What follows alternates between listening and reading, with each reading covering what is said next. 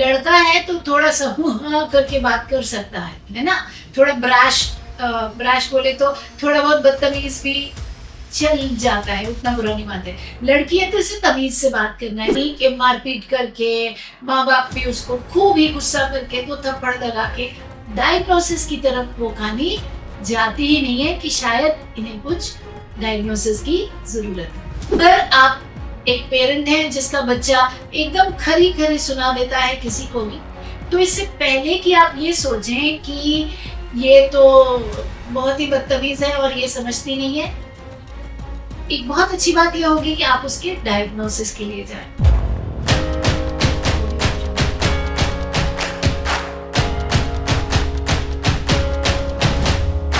नमस्कार दोस्तों, मैं हूँ रजनी सिंह और आज का टॉपिक है लड़कियों को जब ऑटिज्म होता है तो ज्यादा करके उनका डायग्नोसिस क्यों नहीं होता, या फिर वो नजर में क्यों नहीं आता कि लड़की को ऑटिज्म है। देखिए, क्या है कि हमारी जो सोसाइटी है, हमारा जो समाज है, आज बहुत तरक्की हम कर चुके हैं, लड़के लड़की में भेदभाव नहीं है, पर फिर भी कहीं ना कहीं एक छोटा सा मन के अंदर ये रहता ही है, पेरेंट्स के, दुनिया के, समाज के, कि लड़का है तो थोड़ा सा हाँ करके बात कर सकता है ना। थोड़ा ब्राश बोले तो थोड़ा बहुत बदतमीज भी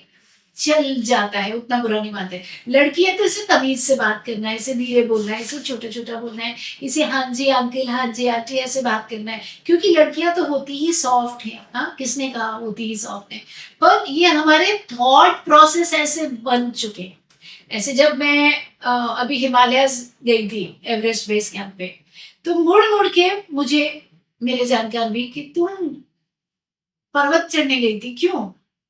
क्योंकि लड़कियों का काम है थोड़ा सॉफ्ट रहना। तो अगर आप बाइक चलाते हैं, बुलेट बाइक चलाते हैं, या ऐसे कुछ भी काम करते हैं, स्काई डाइव करते हैं, तो थोड़ी सी लोगों को प्रॉब्लम होती है कि ये काम लड़कियों के नहीं है, या बॉक्सिंग करते हैं। हालांकि बहुत फर्क पहले से आया है, पर बहुत हद तक अभी भी कहीं ना कहीं अंदर वो सोच रही थी कि लड़की है तो थोड़ी तमीज से होना चाहिए, थोड़ा धीरे बोलना चाहिए, थोड़ा नाजुक, थोड़ा सॉफ्ट होना चाहिए। अब इसी चक्कर में क्या होता है कि जब ऑटिज्म होता है, तो लड़का हो या लड़की, ऑटिज्म में इंसान बहुत, जिसे ऑटिज्म है ना, उसे वो दबा छुपा के तरीके से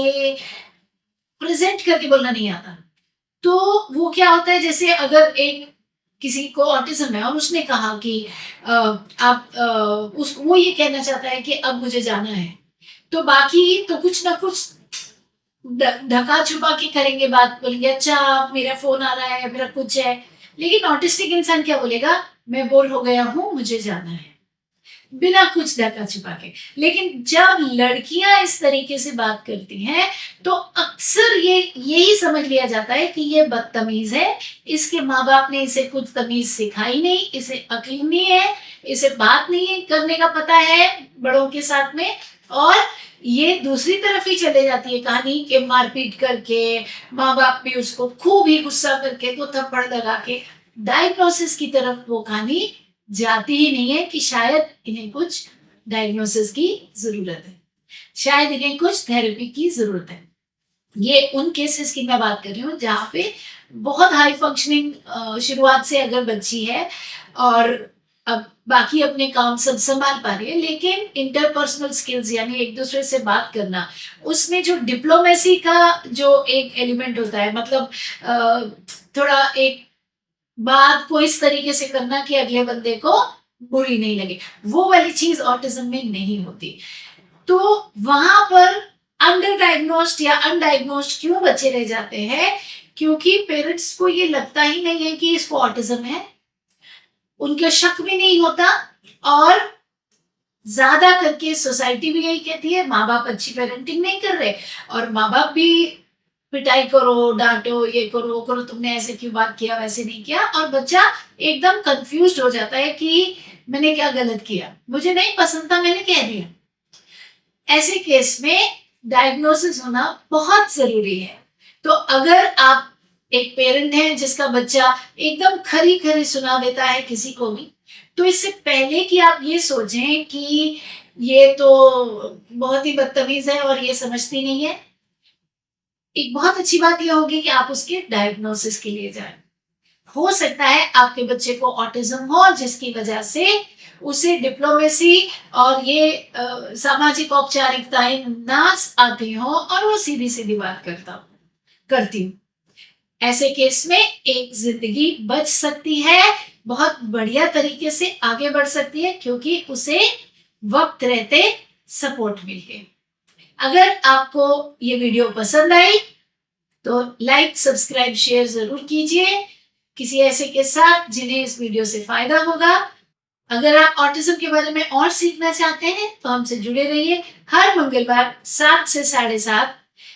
इंस्टाग्राम, यूट्यूब इंग्लिश और यूट्यूब हिंदी और सबके लिंक आपको डिस्क्रिप्शन में मिल जाएंगे। और ऑटिज़्म मास्टर क्लास 7 से साढ़े 9 हर शुक्रवार, उसका लिंक भी आपको डिस्क्रिप्शन में मिल जाएगा। यदि आप किताबें चाहते हैं बच्चों को सिखाने के लिए, जैसे कि इस तरीके से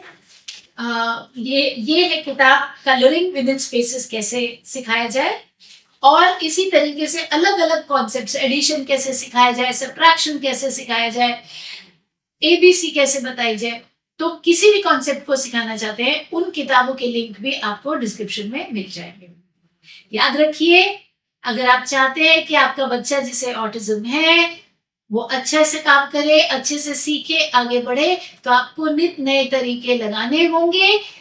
बहुत सारे अलग अलग तरीकों से सिखाना होगा और उसके लिए पहले खुद सीखना होगा। मैं आपसे मिलूंगी अगली बार एक और टॉपिक के साथ।